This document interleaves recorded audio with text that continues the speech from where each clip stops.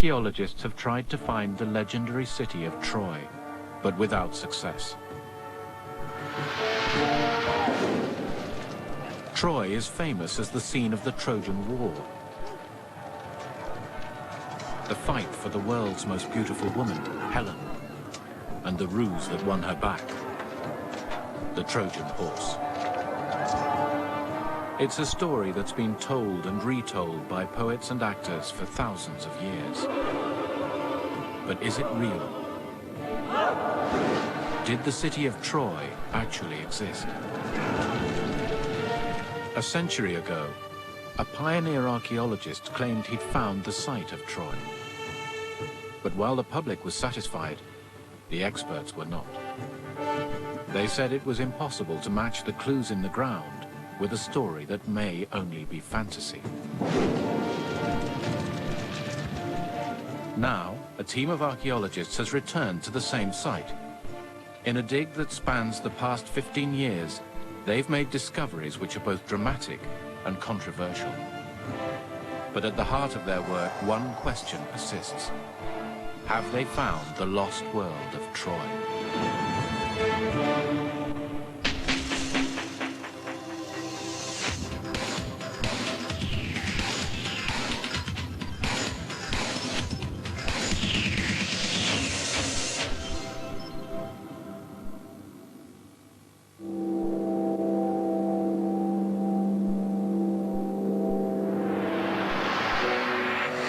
At first glance, it doesn't look like much.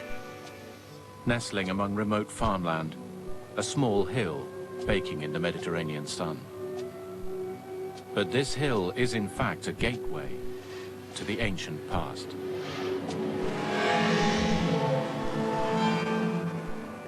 This is Hisarlik in northwest Turkey. It stands near the Dardanelles Strait, a few miles from the scene of the World War I Gallipoli campaign.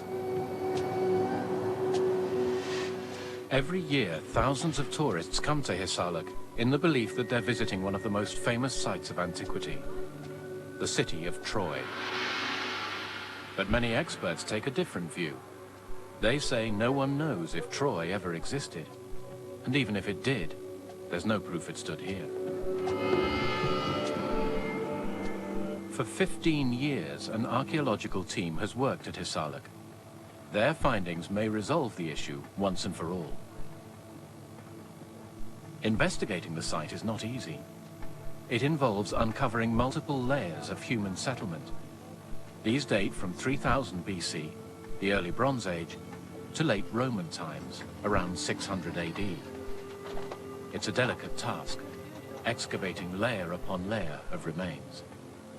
In charge is eminent German archaeologist Manfred Kaufmann. It's a kind of operation what we are doing. Sometimes I would compare it with a heart operation or a brain operation. Troya is a difficult place with all these layers and with all these expectations of every scholar in the world. And everybody knows it better and wants to advise. Kaufmann's work at Hisarlik attracts such attention because it relates to one of the oldest and most famous stories in European literature.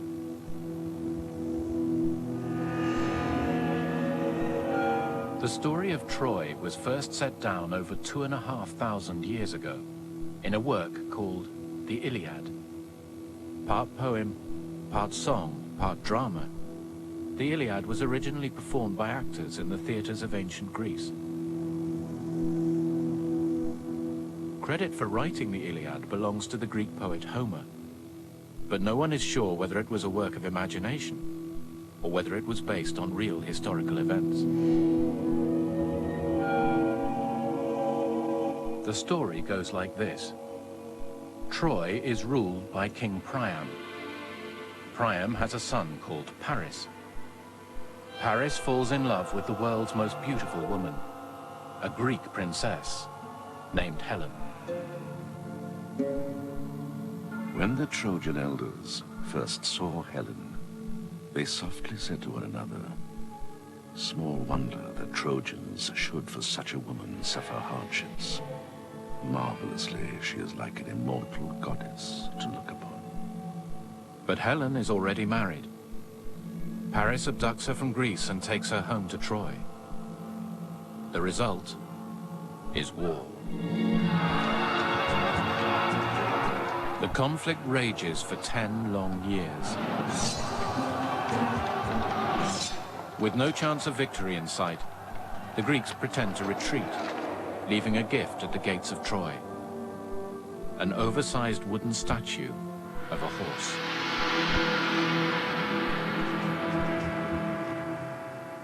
Inside the horse, a group of warriors sits nervously waiting. What follows is probably the most ingenious and unlikely example of siege breaking ever recorded. The unsuspecting Trojans bring the horse into the city. The soldiers hiding inside creep out and open the city gates. The Greek army pours in. Helen is rescued, but Troy's fate is sealed. The Iliad gives a haunting account of the destruction and massacre that followed.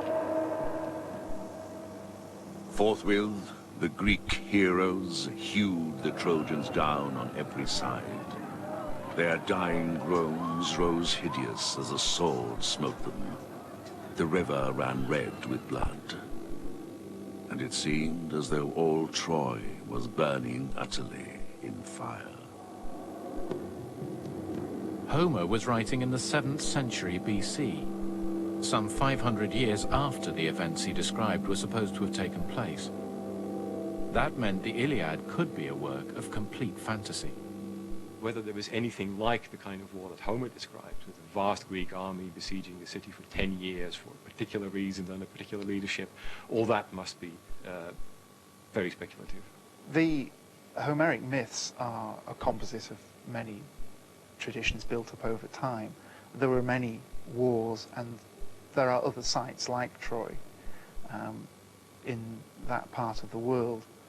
So whether the Iliad is actually true as a series of events or not, I don't think can ever be proven. In the Iliad, Homer described the city in some detail: its size, its surroundings, its wealth. For centuries, scholars and historians tried to find a place that matched Homer's description, but their efforts came to nothing. Then, in 1871, adventurer and self-proclaimed archaeologist Heinrich Schliemann claimed he had found Troy, here at Hisarlik in northwest Turkey. Schliemann first got the idea from this man, British amateur archaeologist Frank Calvert. Critics later claimed that Schliemann stole both Calvert's research and the credit for the find. Archaeologist Donald Easton has spent 5 seasons at the Hisarlik dig and has made a special study of Schliemann's life and work. It's often said that Schliemann did enormous damage to this site, and in some ways that is true. His initial work was unbelievably crude. I mean, he was winching down great vertical chunks of earth using crowbars and winches and battering rams. At first, Schliemann dug down to the lowest part of the mound. In the process, he carved a massive trench right through the center of the site. It was a typically drastic approach. He drove this enormous north-south trench through the mound, digging it out with the object then of widening out and opening up the whole area so as to be able to expose the city of Priam. But Schliemann could never have imagined what he was about to find. As he dug at various times over the next 20 years, he uncovered not one city, but 9 different settlements, each built upon the other, dating back more than 5,000 years to 3000 BC. There has been continuous human occupation here longer than almost anywhere else in the world. Archaeologists still marvel at the prospect. Here we can get a really nice picture of the layer cake that is Troy, because down at the bottom we've got the remains of Troy 1 from about 3000 BC. You can see there the side of Schliemann's north-south trench, which he cut through in the early years. Then up the side here is a gradual build-up with a platform laid out in about 2500 BC, on which Troy II was built. And there, if you look at those unexcavated pinnacles of earth up there, if you were to dig into those, you would find remains of Troy III and Troy IV. And that's what makes this place such a wonderful, rich site, this great accumulation of ruins over such a long time. But the site turned out to be rich in more ways than one. As he finished digging his great trench, Schliemann literally struck gold. Buried in the earliest layer, the layer he believed dated to the time of the Trojan War, Schliemann uncovered a fabulous treasure. He claimed it belonged to the Trojan leader in Homer's story, King Priam. For Schliemann, the treasure proved beyond a shadow of doubt that the Troy of legend really existed, and that the site of Hisarlik was it. The treasure was put on display in the Berlin Museum. It caused a sensation. Triumphantly, Schliemann even dressed his wife in some of the more spectacular pieces and published her picture in the press.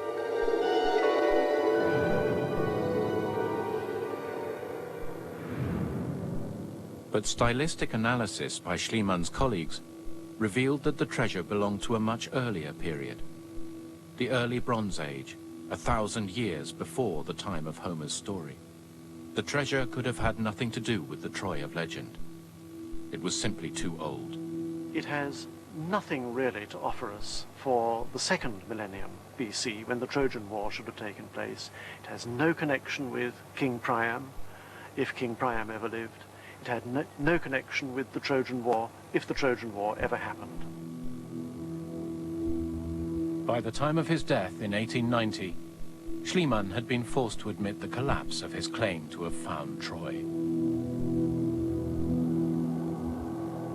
After Schliemann's death, the treasure went on to have an adventurous career. In 1945, during the last days of World War II, invading Soviet troops poured into the city where the treasure was stored, Berlin. As the Third Reich collapsed, the Soviets took the treasure away for safekeeping. It promptly vanished, and stayed vanished for decades. Only 50 years later, as the Soviet Union in its turn was crumbling, did the treasure reappear, hidden in the cellars of Moscow's Pushkin Museum. Once again, the public were able to feast their eyes on a marvel of antiquity. Schliemann's treasure is without doubt a fantastic hoard of early Bronze Age jewelry. Yet it brings us no closer to confirming the existence of Troy. But news made by the latest expedition to Hisarlik may change all that.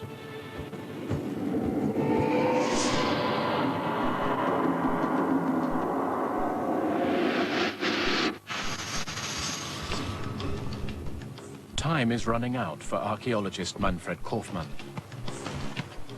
He's spent 15 years digging at Hisarlik in northwest Turkey, the supposed site of ancient Troy, and this is his final season. Kaufmann is one of the world's leading experts on the archaeology of ancient Turkey and has spent 30 years in the region. He's come to believe, in the face of academic skepticism, that Hisarlik and Troy are one and the same. Kaufmann's operation is called Project Troja. It ranks among the largest, most expensive archaeological digs ever mounted. Each day, dozens of local laborers work the site. Artists meticulously record the exact position of thousands of found objects. Restorers carefully piece them together, while a 70-strong team drill and scan and dig for more. Kaufmann faces the same challenge faced by his 19th century predecessor, Heinrich Schliemann, how to solve the riddle of Troy in the face of critical scrutiny. But Kaufmann remains confident. We are in the position of putting the excavation of Schliemann in a right context, because we are here and seeing the walls of Schliemann, understanding them better, thinking about them, and having this huge work with a lot of workmen better under control. The Hisarlik site consists of 9 layers dating back 5,000 years. The excavation centered foremost on layer number 6, the 3,000-year-old late Bronze Age settlement. This had stood at the time the Trojan War was supposed to have taken place. But layer 6 was nothing like the city described in Homer's epic, the Iliad.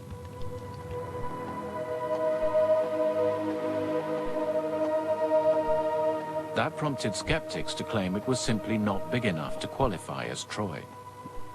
Indeed, the entire site was little bigger than the Tower of London. But Kaufmann, like Schliemann, suspected there was more here than met the eye. The late Bronze Age attracted us because there were a lot of hints that Troy is much bigger than thought before by Schliemann. He wished it to be bigger. He wanted it to be bigger. At ground level, Kaufmann's team could discern little more than Schliemann had done. So they turned to a relatively new process: magnetic prospecting. By measuring fluctuations in the Earth's magnetic field, the prospector detects objects buried deep underground. Its deployment led to a breakthrough, evidence that Hisarlik was indeed bigger than previously thought. Like a magnetic radar, the prospector generated images of city streets from both the Bronze Age and Roman times. But the survey also revealed a major structure running around the Bronze Age portion of the town. Excavation uncovered the structure, a massive ditch cut into the bedrock. It was very exciting because everybody thought this might be the fortifications of the late Bronze Age lower town. So you have to imagine a ditch here that would have been about 4 meters wide and 4 meters deep. There's a break here where the late Bronze Age occupants had left a causeway through the ditch, but the ditch then continues from there onwards, and it's been traced right around now the south side of the lower city. There's evidence for it running up the west side of the lower city now, and also it's likely that it runs up the east side. The ditch turned out to enclose an area many times larger than the original site. Was this the great city that Schliemann had missed? The ditch fill includes rubble from buildings, bits of brick, bits of building stone, bits of pottery too, which indicates that here we had not simply a defensive system and then an open area, but quite close to the ditch, probably buildings. So I think it's pretty clear that between here and the citadel there was a complete built-up area. It wasn't simply a little citadel the size of the Tower of London. It was a great city. The excavation had revealed a city that now matched Homer's description in one important respect. At the time in question, this place was the right size. So what could this Bronze Age city have been like? Troy is about 13 times larger in extent than known before. So we have a rough idea about how many people lived in this city. Let's say about 5,000 to 10,000. Comparison between the excavation here and at other Bronze Age sites reveals how the Layer 6 settlement might have looked. The stone battlements, towers, and multi-story buildings all convey an impression of a remarkably sophisticated city. 3,000 years ago, one of the wonders of the world. If these ruins alone from the fortification would stand in Bulgaria or Romania or Yugoslavia, Poland, Germany, you always would say, oh, it is the center of the Balkan, it's the center of Europe. So people coming to this place would be very astonished to see something of high culture which they never had seen before. To build such a city, the inhabitants would have needed a sophisticated technological basis to their culture. That in itself is a sign of an advanced society. In fact, the stonemasons here were sufficiently skilled to make the city's towers earthquake-proof. Look at this beautifully made masonry, all fitting closely together, cut without the use of iron tools. Look at how this stone is wider at the outside and narrows towards the centre of the tower. The same is done in reverse behind me, and the total effect is that the weight of the stones is pushed towards the centre of the tower, so that if it were shaken by an earth tremor or an earthquake, it wouldn't tend to fall apart. It would tend to collapse into itself, and if anything, get stronger. So the ruins at Hisarlik indicate a city big enough and sophisticated enough to have been Troy. But one thing at Hisarlik did not fit Homer's description: the site's location. In Homer's 2,500-year-old account of the Trojan War, the Iliad, the city of Troy is described as a wealthy port. But the modern excavation site at Hisarlik in northwest Turkey is over 4 miles inland from the sea. In an effort to resolve this contradiction, archaeologist Manfred Kaufmann brought in a man with a machine.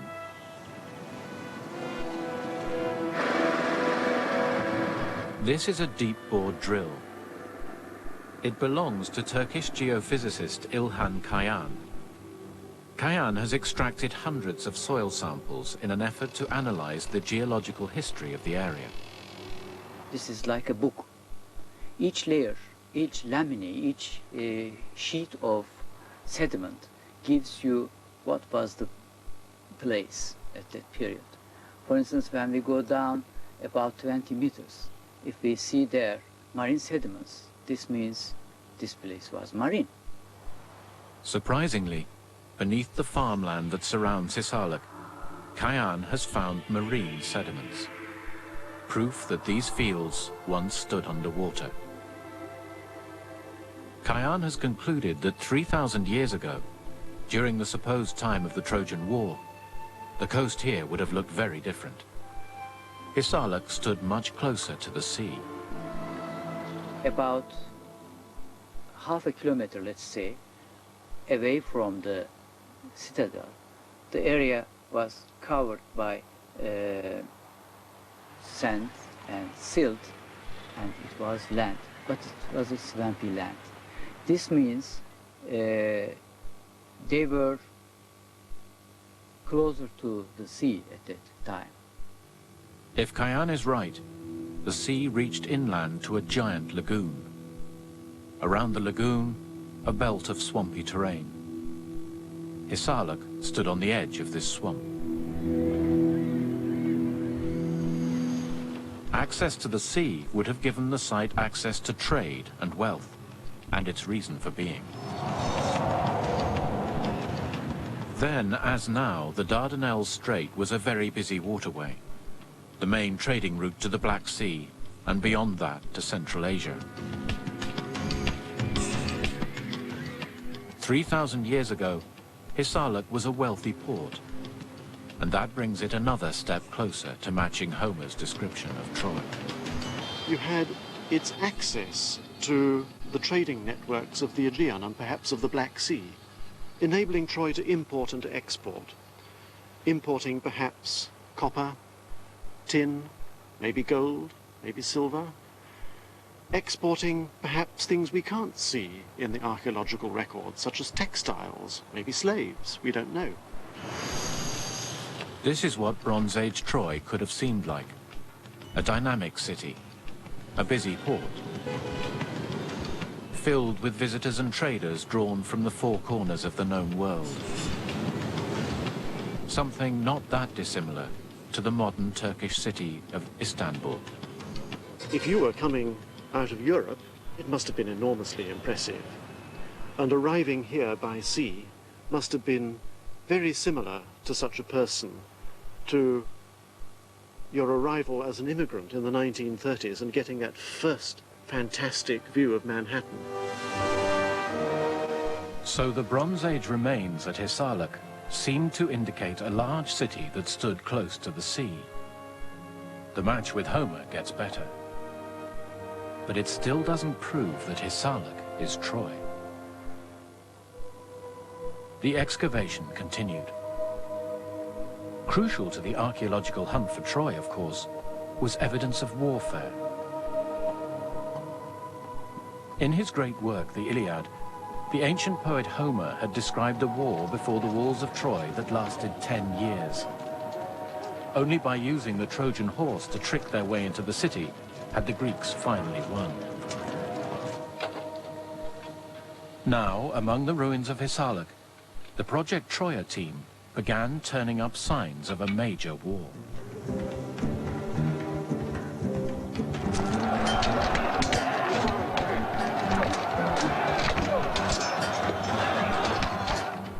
Firstly, the team uncovered a layer of charcoal, evidence perhaps of a city-wide fire. Does this match Homer's description of the burning of Troy?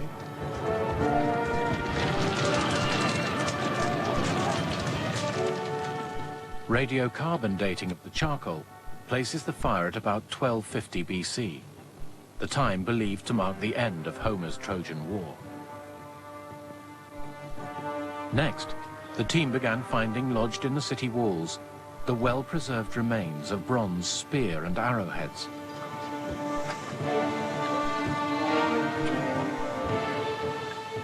In the ground, they uncovered more. Did these spearheads reflect Homer's descriptions of large-scale battles before the walls of Troy? Maybe. And the team found one more proof of war, even more dramatic. Bones, both of horses and of humans. Were these the skeletons of stallions and the graves of their riders? The charcoal, the spearheads, the bodies. Kaufmann has no doubt about what he's found.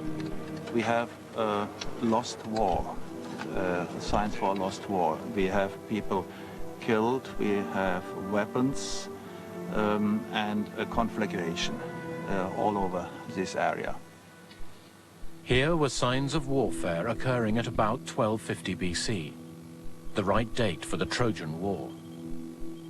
Combined with the newly established size of the city and its strategic position near the coast, this evidence steered Kaufmann closer and closer to one conclusion: that 3,000 years ago, during the late Bronze Age, the city of Troy had actually existed, as Homer had described. But did this mean the Trojan horse, King Priam and Helen of Troy had really existed too? As an archaeologist, Kaufmann had always said he had not set out to find the scene of the Trojan War, nor to prove that Homer's Troy had actually existed. There was no chance of finding the wooden horse, or the remains of Helen or King Priam. We never, as archaeologists, can say there was a Trojan War, there was Helen in Troy, there was Priam in Troy, because we have no proof for that. We have proof for wars, but we do not have the proof for the Trojan War. But years of painstaking archaeology, combined with a high-tech scientific investigation, had thrown up a combination of clues that both the city and the war were real. This meant Troy was a real place, and it stood here at Hisarlik. It seemed an innocent enough claim, but it caused a storm. Critics began to accuse Kaufmann of exaggerating his finds. Their doubts were fueled by the fact that Project Troya had hefty commercial backing. The temptation to please sponsors with dramatic discoveries, said some, must be irresistible. Maybe Kaufmann had succumbed and put too much weight on too little evidence. problem in Troy is particularly acute because the ruins, such as they are, have been damaged even in antiquity to the point where precisely the parts of the site that we would like to be able to see are just not there anymore. The site of Troy, which Homer seems to refer to when he described the Greeks attacking Troy, was already destroyed in antiquity. Kaufmann hit back. His critics couldn't accept his interpretation, he claimed, because of their own vested interests. People who have learned and who have taught their students in ancient history and so on that all this is invention are in a difficult situation, or maybe in a difficult situation, and they are looking now to counter-arguments to stay to their old established views. But the criticisms didn't let up. If this was the Troy, where were the royal tombs, the burial chambers for King Priam and the others? Where were the remains of the 10-year-old Greek army camp? I would like to see the Greek camp excavated and laid out. We know from Homer that the Greeks were there for 10 years. We know that they had temporary encampments. More detailed excavations of that kind of site will convince me that the site of Hisarlik and the Troy of Homer's legends are one and the same. The row rumbled on. It seemed as if Kaufmann was destined to tread the same controversial path as his predecessor, Schliemann, forever trying to convince his colleagues that he'd found Troy.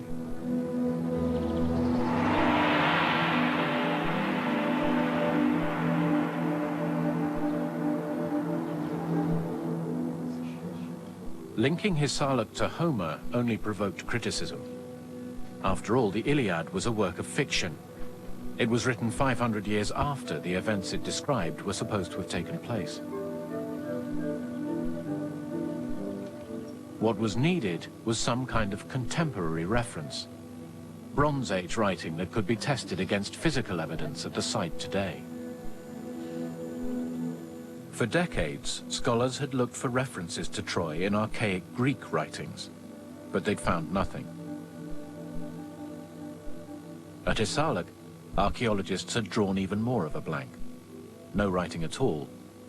No tablets, no inscriptions. Then, Kaufmann's team made an astonishing discovery. Among the ruins, not of Layer 6, but of the settlement that followed it, Layer 7, built around 1100 BC, a small bronze seal, inscribed with 2 names. This was an exciting find. So far, the only piece of writing discovered at the site.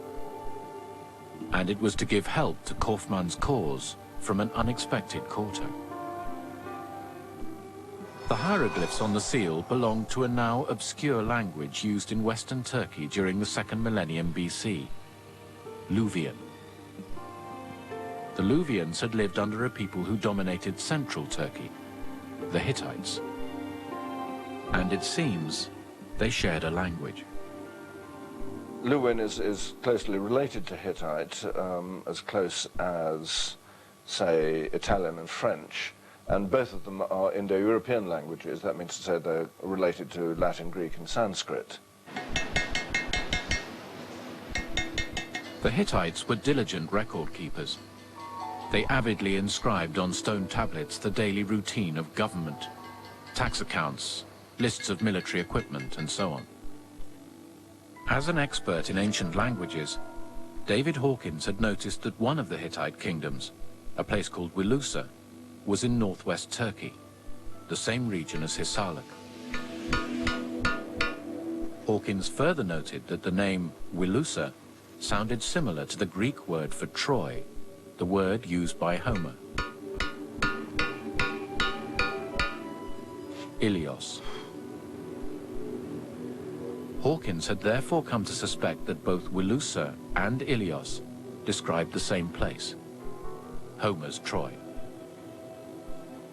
His hunch paid off.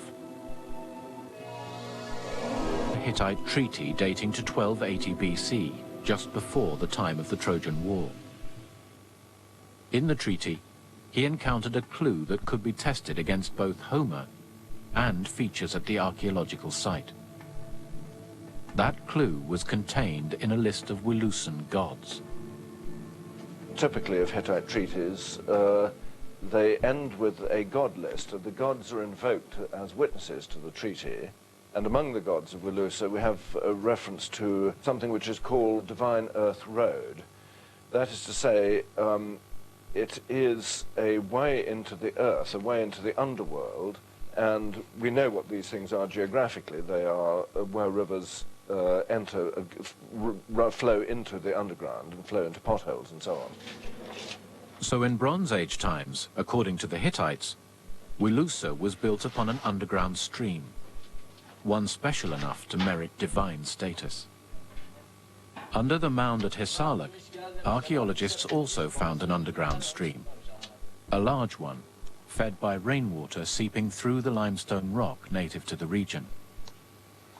This in itself was not surprising, as most ancient cities were built near sources of fresh water. But the excavation turned up something more. Channels and tunnels in the cave bore signs of construction. Ancient engineers had clearly extended the stream into a massive drainage system. Here was an underground water source worthy of worship. This is the entrance to a network of man-made caves, which stretch at least 100 meters underneath the lower city. And the purpose of all this was to collect water as it filtered through the permeable limestone, and to provide a source of water for the inhabitants of the lower city. Significantly, in the Iliad, Homer also referred to sacred springs running out of the side of the hill where Troy stood. But was this cave old enough to have existed during the 2nd millennium BC, supposedly the time of the Trojan War? Dating of limescale deposits on the cave walls gave the answer.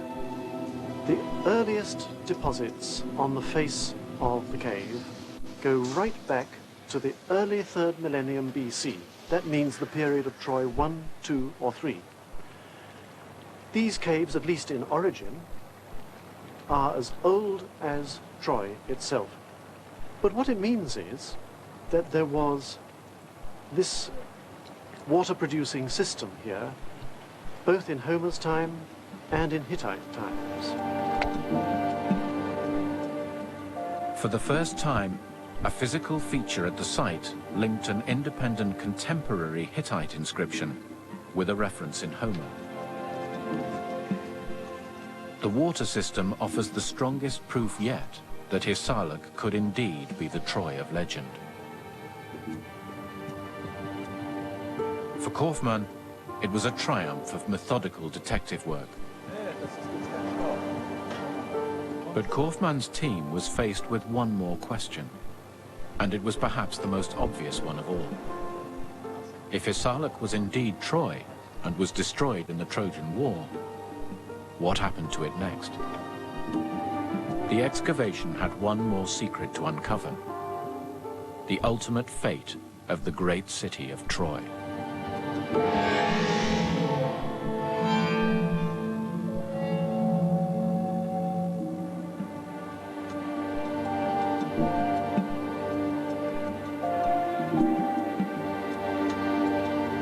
It seems a world away from the story of ancient Troy. But this place offers a flavor of what Troy became during the later stages of its long history. This is the Anzac Memorial. It stands atop the cliffs of Gallipoli, where during World War I, 250,000 soldiers died. But this region was a site of remembrance once before, over 2,000 years ago.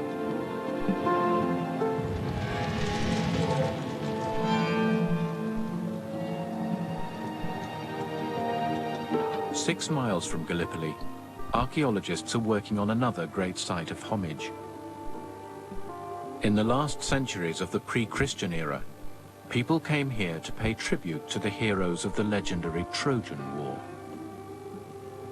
This is Hisarlik in northwest Turkey. It's long been reckoned that this was the site of the great city of Troy. Recent investigations by the Project Troya team have revealed the extent of the homage site, superimposed upon earlier Trojan settlements.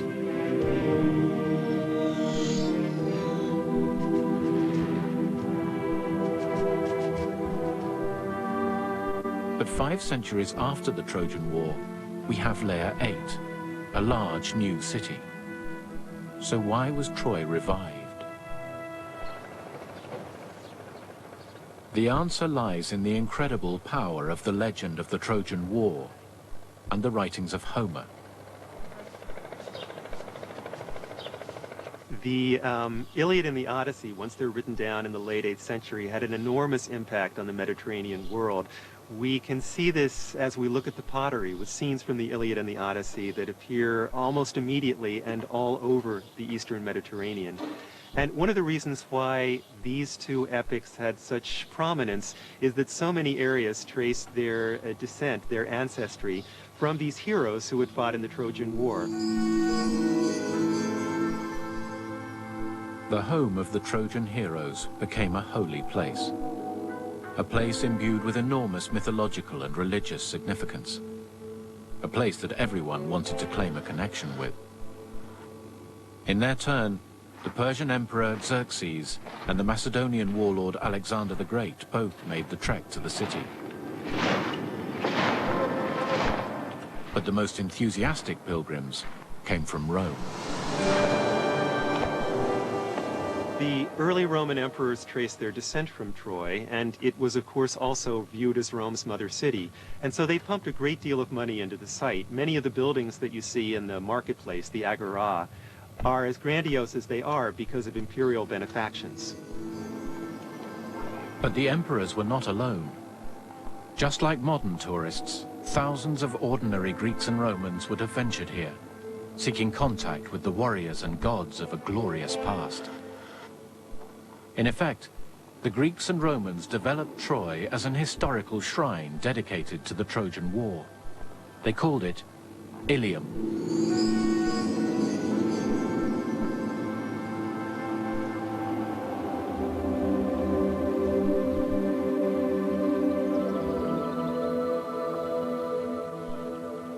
Indeed, among the ruins of Ilium, evidence of the tourist presence in Greek and Roman times is still visible.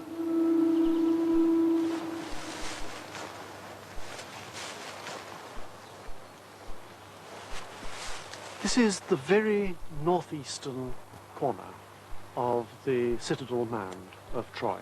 Sticking out of it, you can see this great triangular block, which is the remains of the old late Bronze Age citadel, which would have stood at the time of the Trojan War, if there was a Trojan War.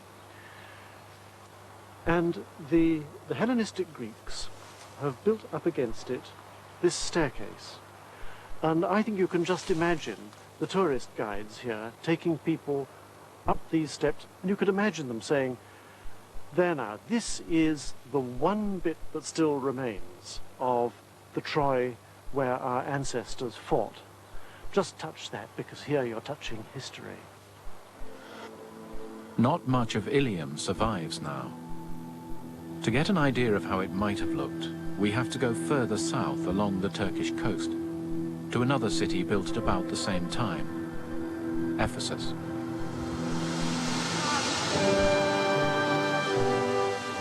Ephesus is distinguished by magnificent multi-story public buildings, paved streets, and impressive amphitheaters. Its grandiose architecture still delights visitors, and its scale and appearance allows us to create a picture of what Ilium would have looked like. Behind us here, there would have been the Acropolis, with the Temple of Athena on top. You have to imagine this stretching up, 10 or 15 rows of seats here, to pretty well the top of the temple platform, so that people could go in and out of the Odeon here at the top.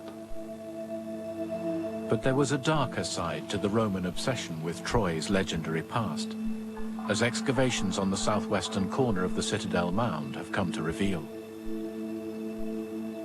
This area is a pagan sanctuary.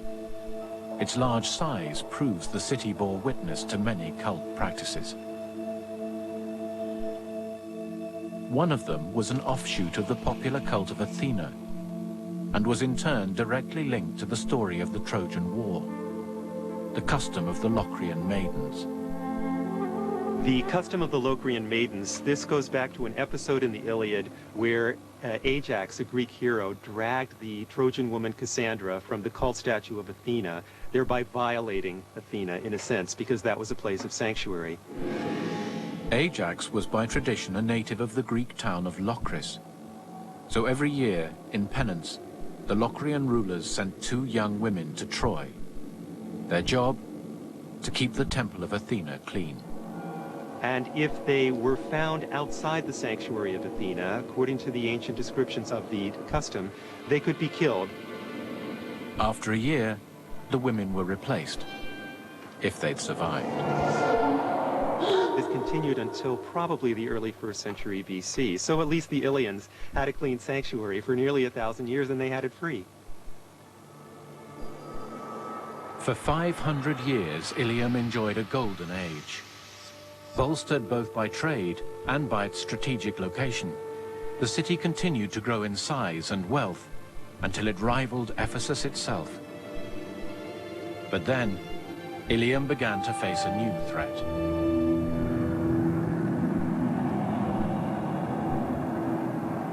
Mud. A slow and remorseless silting up of the harbor that drove trade away, and with it the wealth that kept this archaic fairyland alive. And, just as the sea retreat reached crisis point, so Ilium fell from favor among the rich and powerful. For Rome had become Christian. The newly devout Caesars had no interest in preserving a city so closely linked to a freshly discredited pagan past. The emperors in general stopped coming in the 4th and 5th centuries AD, and the primary reason for that is Christianity. The money is being directed to other sites that have some sort of Christian heritage, as this site does not. Its primary associations were pagan. And the benefactions that had always characterized the city during the Roman Empire also tend to stop. Earthquake and disease also hastened the end. By 650 AD, Ilium was all but dead. Today, at the Hisarlik site, the excavation has begun to wind down. The archaeologist who has perhaps done more than any other to reveal the lost worlds that lie beneath this soil, Manfred Kaufmann, will soon face a crossroads in his life's work. I will not move away from Troja, but I'm 60 years old. There always will be excavation in Troja, and my scholars, my students, who I have done so much work and effort in this site, will continue this work. I would be most pleased to look from that, not in an armchair, but to have helped and support that the next generation can continue. Kaufmann's team has come closest of all to understanding the real history of Troy. For the first time, we can say that 3,000 years ago, here was a great city, a strategic hub of seaborne trade, a city that suffered war and destruction, a city that underwent rebirth as a pagan shrine dedicated to the memory of that epic past. The tourists still come to Hisarlik. Their confidence that here stood the Troy of legend can now be justified. History can never confirm if Homer's heroes ever lived, nor whether the legendary Trojan horse ever existed. But thanks to modern archaeology, the city in which Homer placed his heroes, the lost city of Troy, is lost no more.